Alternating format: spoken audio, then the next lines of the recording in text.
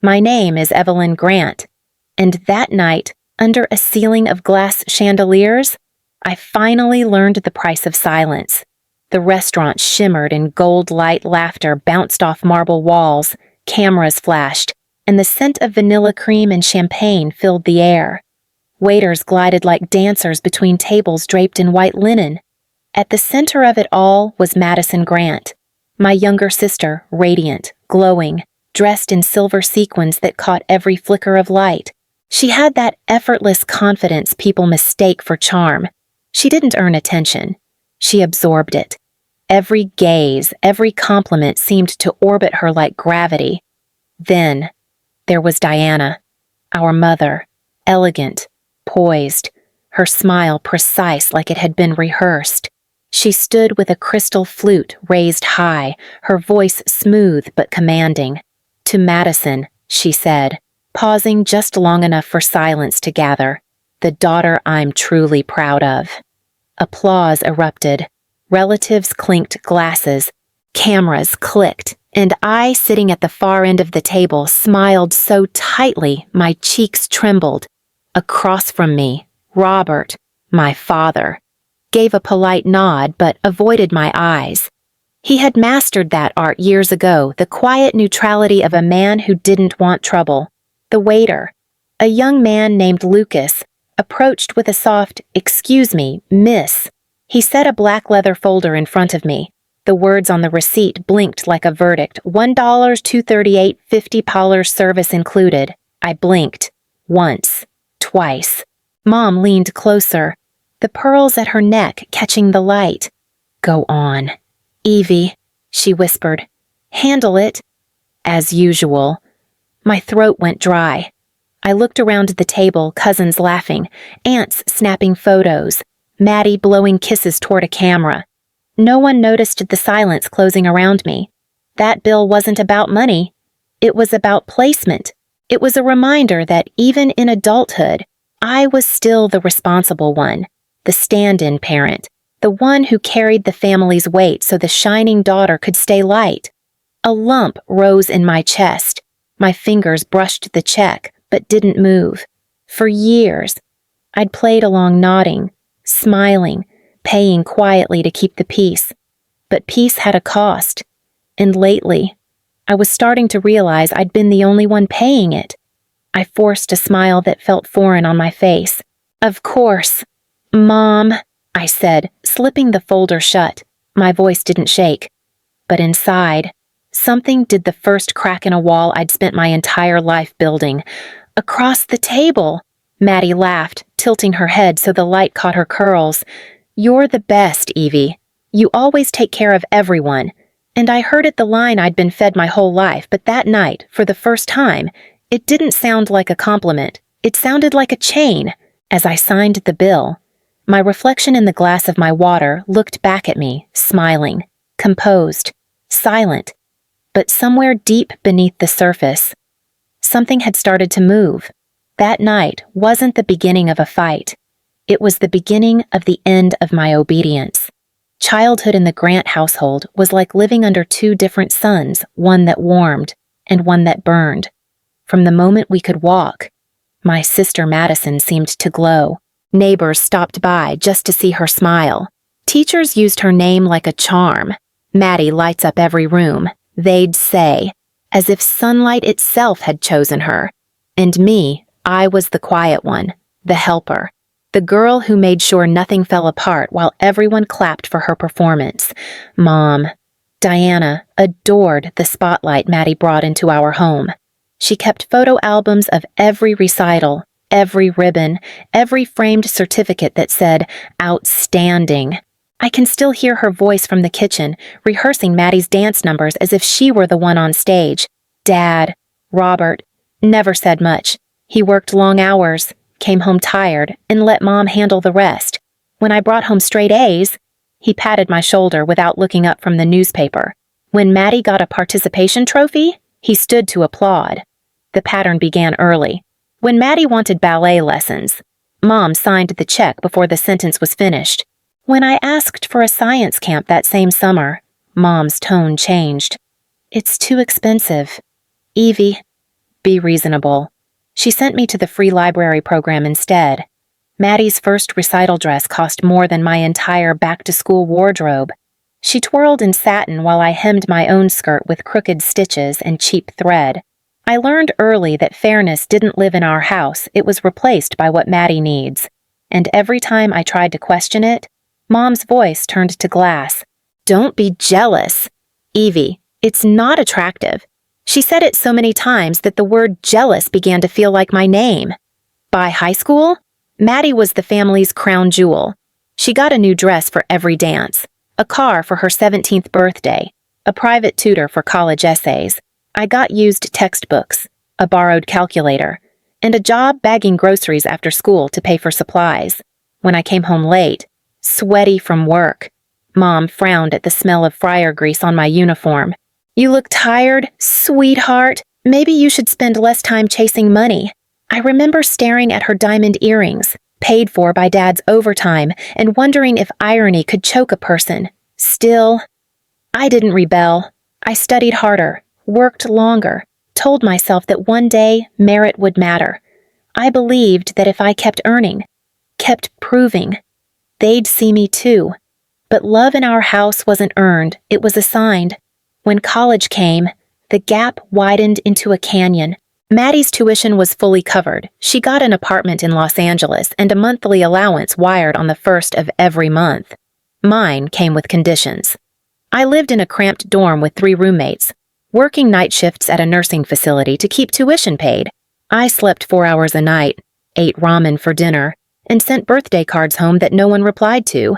Mom's Facebook filled with Maddie's photos, so proud of my girl chasing her dreams. While my graduation post was a text from Dad that said, "Congrats. Evie, you did good." I told myself it was fine, that I didn't need applause. But every message that went unanswered, every visit skipped, every unacknowledged achievement left another quiet bruise. Even then, I kept showing up. When Maddie's rent was due, I sent money. When her car broke down, I co-signed a loan. I told myself I was being a good sister, but deep down, I knew I was being trained to serve, to carry, to pay. Some families pass down heirlooms. Mine passed down imbalance, and like all inheritances, you don't realize how heavy it is until you try to set it down. By the time I left for Chicago, I had already stopped expecting equal love. I only wanted peace. But peace built on inequality is just silence with better lighting. And though I didn't know it yet, every time I bit my tongue, every time I smiled through the sting, I was adding one more number to a bill that would one day arrive with my name printed neatly at the top. Chicago was supposed to be freedom. My apartment wasn't much one bedroom, peeling paint, thrifted furniture, but every item inside those walls was mine. My bed, my dishes, my peace. After years of living in my sister's shadow, I had finally built a life that was quiet, self-sufficient, unremarkable. It wasn't glamorous, but it was honest. I woke before dawn for 12-hour shifts as a nurse at St. Joseph's, walked home in scrubs that smelled of antiseptic and effort, and tended to the plants on my small balcony as if they were proof I could nurture something without losing myself. But even in my small Chicago life, my family's voice reached me. Calls from Diana, my mother, always began the same way: sweet, casual, harmless. "How's work? Evie, eating enough?" Then came the pivot. "Your sister's in a bit of trouble. It's nothing major, just she's behind on rent. Could you help her this once?"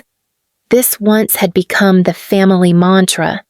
Once for rent, once for her car, once for a credit card she'd forgotten to pay. Every time, I told myself it would be the last. Yet every time, guilt worked like gravity. I'd wire the money, feel the weight lift from their tone, and then feel it settle heavier on me. Robert, my father, would chime in occasionally with his gentle neutrality. "You know your mother worries." "Sweetheart, Maddie's still figuring things out. Still figuring things out that was the family's eternal justification for my sister." She was 27 and still figuring. Meanwhile, I was expected to figure out everything else. The taxes, the family emergencies, the forgotten birthdays. When Diana's laptop broke, she called me instead of IT. When Dad's insurance papers confused him, I was the one scanning forms after midnight. The dependable daughter, that's who I was. Not loved for who I was, but needed for what I could do. My boyfriend, Ryan Collins, saw it first.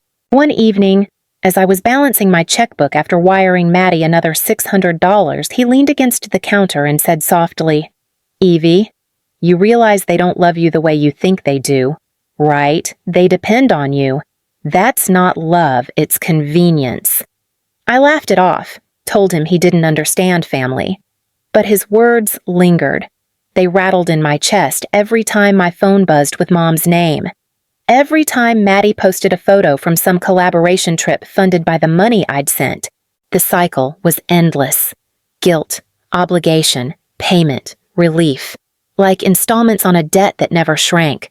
I tried to set boundaries, small ones at first. I can't help this month. Mom, things are tight. The silence that followed those words was heavier than any argument. I could almost hear her disappointment over the line. That sigh she used like a weapon. "You've changed. Evie, money's made you cold." That line cut deeper than it should have. Because I hadn't changed, I had just started noticing how much I'd given. I started tracking the pattern like a patient case, symptoms recurring, treatment ineffective, no recovery in sight. Ryan urged me to visit less, to skip the family dinners that always ended with a bill in my lap or a favor disguised as love. But family is an illness you don't treat until it's terminal. I kept showing up, convincing myself I was the stronger one for enduring it. Still, something in me was shifting, a quiet rebellion forming under the weight of years. I began to imagine saying no without guilt. I began to wonder what would happen if I stopped performing the role they'd written for me. And somewhere deep down, I already knew the truth the next time they called. The next time that favor arrived dressed as family tradition, I wouldn't play along, not anymore, because love that demands payment isn't love. It's a transaction waiting for an overdue reckoning. It started with a text from Diana, family dinner this Friday. Formal, don't be late.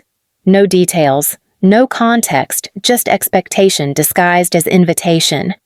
I stared at the message for a long minute, sensing the weight beneath it. Every family dinner carried the same pattern: celebration for Madison, silence for me, and a bill that somehow ended up in my hands. Ryan saw the text glow on my screen and said quietly, "You don't have to go, Evie." But I already knew I would. Family habit was harder to quit than caffeine. I told myself it would be different this time, that maybe they'd changed, that maybe love could sound less like obligation. But deep down, I knew better. Friday arrived dressed in luxury. The restaurant gleamed with glass and gold, just like the one before. Chandeliers dripped light over tables filled with relatives. Robert waved awkwardly from the corner, relief crossing his face when I smiled back. And then there was Mom, perfect posture, perfect control, already orchestrating the evening like a conductor of an old, broken symphony. Maddie was radiant again, wrapped in designer silk, surrounded by compliments that landed like confetti. She looked over and said, "I'm so glad you made it. Evie, this night means everything to me." And I felt that familiar pressure in my chest, the warning before the repetition, as the waiter poured champagne. I watched the glasses fill, one by one, like countdowns. I could already predict every beat: the toast, the praise, the smile that skipped over me, and the folder that would slide my way when dessert came. Only this time, something was different. I wasn't just attending dinner. I was attending the end of my compliance. The loop was about to break, and they didn't even see it coming. The restaurant pulsed with gold light and laughter, as if joy itself were performing on cue. Waiters floated between tables, trays balanced with precision, the hum of polite celebration filling the air. I sat quietly, watching Diana, my mother, glide through the crowd like a queen greeting her court. Her diamonds caught the chandelier light with each gesture. Every flick of her wrist carried decades of control disguised as grace. At the center of it all was Madison, radiant in a sequined dress that looked more like armor than fashion. She sparkled beneath the camera flashes, surrounded by relatives who clapped as if her success fed them. Her smile was flawless, her laughter rehearsed. I wondered if anyone noticed how much it resembled our mother's. When the waiter, Lucas, refilled my glass, his polite voice barely rose above the noise. "Another round of champagne." "Miss." I shook my head, my stomach already twisted with a familiar dread, the kind that comes from knowing the ending before the story begins. Then it happened. The moment that had been replaying in my head since childhood, wearing new clothes but the same face. Mom stood, glass raised, her voice clear and theatrical. "To my beautiful daughter, Madison Grant, the pride of our family, the one who shines wherever she goes." Applause erupted, loud and eager.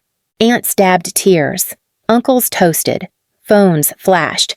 I clapped too, small and polite, though my palms stung with restraint. Mom's gaze swept the table and slid past me like I was a ghost occupying the wrong seat. Dessert arrived towering slices of cake, sugar roses trembling under the lights. Then, as if on cue, Lucas appeared again, holding a familiar black leather folder. "Excuse me, Miss Grant," he said softly, placing it before me. The bill blinked up like a spotlight, $1.90. 22% gratuity suggested. Before I could move, Diana's voice carried across the table, crisp and cutting through the laughter. "As always, Evelyn will handle it. It's tradition." A few chuckles followed. Someone said, "She's the dependable one," as if that were praise. Heat rose to my neck, creeping upward until I could hear my own heartbeat over the chatter. I looked at Robert, my father. His eyes flickered with discomfort, but he didn't speak. He adjusted his cufflink, cleared his throat, and looked away. Maddie sipped her champagne, pretending not to notice. That hurt more than anything. The bill sat open in front of me, a record of humiliation printed in ink. Every unfair moment I'd ever swallowed came rushing back: the free library program, the thrift store shoes, the missed graduations, the quiet text instead of a visit, the years I'd paid for peace. Something inside me cracked, not loud, but final. I stood, palms flat on the table. The noise dimmed, like a room before a storm. "If Madison is your pride," I said evenly, "let your pride pay tonight." Mom's smile stiffened. "Evie, don't embarrass us. Just handle it. Please." I looked down at the folder, then back at her. "This isn't about money. Mom, it's math years of subtraction from me alone." The table went still. The photographer lowered his camera. Someone muttered my name under their breath, but I didn't stop. The words had waited too long. "Maddie, you were given dresses, lessons, cars, chances. I was told to be grateful just to be included. You were loved for shining. I was tolerated for surviving." Mom's chair scraped. "Enough," she hissed. "We raised you. You owe this family respect." "Respect goes both ways," I said quietly. "And tonight, mine comes with boundaries." Maddie's voice trembled. "Why are you doing this? It's my night." "It's always your night," I said. "Every dinner, every birthday, every conversation ends with me paying for the bill financially or emotionally." "I'm done." Dad tried again, voice uncertain. "Sweetheart, please, let's talk calmly." I turned to him. "Calm is what you call it when I stay silent. I've been calm for 28 years. Look where it's gotten me." Mom's eyes flashed. "Ungrateful. Gratitude without boundaries." I said, "Is servitude." A murmur ran through the table. The waiter froze beside the curtain, unsure whether to move. The manager, Mr. Allen, appeared, polite concern in his eyes. "Would you like separate checks?" "Ma'am," he asked. Mom waved him off. "She'll pay. She always does. I reached for my purse, pulled out a folded 50, and laid it on the table.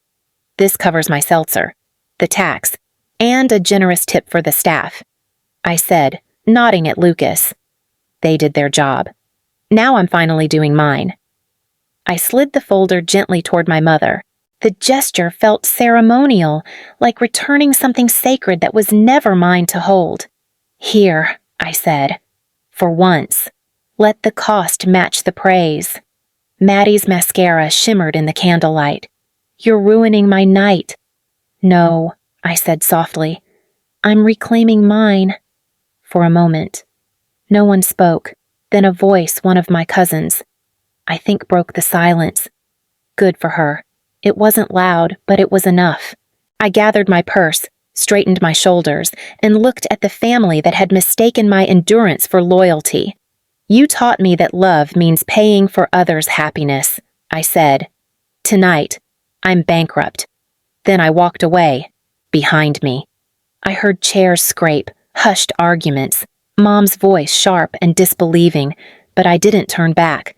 The sound of my heels against the marble was steady, rhythmic, like a metronome marking the end of a song I'd been forced to play my whole life. Outside, the air was cold, honest. The city lights reflected on the pavement, trembling like applause from a better audience. I inhaled deeply, the chill slicing through the heat of humiliation, and for the first time, I felt something that wasn't duty or guilt. It was peace. That night didn't destroy my family. It just showed me what parts were already broken and which parts I could finally stop trying to fix. The night air followed me home like a shadow, sharp and cold against my skin. I walked for blocks without looking back, the echo of clinking glasses and whispered shock fading behind me. For once, I didn't feel the need to explain myself. My silence, heavy for so long, had finally spoken. But freedom, I learned, doesn't come cheap. It comes with loneliness attached. The next morning, my phone lit up like an alarm I didn't set. Missed calls, unread messages, long texts stacked like receipts from a life I'd just canceled. The first was from Robert, my father. We need to talk. It read. When I picked up his call. His voice was low, uncertain. Evie, I should have said something last night. I was wrong to stay quiet. He paused, searching for words that had never been easy for him. You didn't deserve that. You never did. For a moment, I heard sincerity, something rare and trembling. It wasn't redemption, but it was a start. Then came Madison's text. I didn't know it felt humiliating. I thought you wanted to help. I stared at the screen for a long time before replying, then learned that pride built on someone else's exhaustion isn't worth celebrating. Her response was a single heart emoji, maybe guilt, maybe confusion. At least it wasn't silence. And then there was Diana, just one line. You embarrassed me. No love, Mom, no punctuation. Just accusation.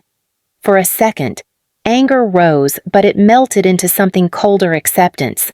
I typed back, respect is the price of admission. Guilt isn't currency anymore. Then I blocked her number. For the first time in years, my apartment felt like sanctuary, not isolation. I booked therapy the next day, in the quiet office lined with soft light and succulents. I admitted what I had never dared say out loud, that I'd mistaken being needed for being loved. The therapist nodded gently. You're learning the difference between lonely and peaceful, she said. Weeks passed. The world didn't collapse.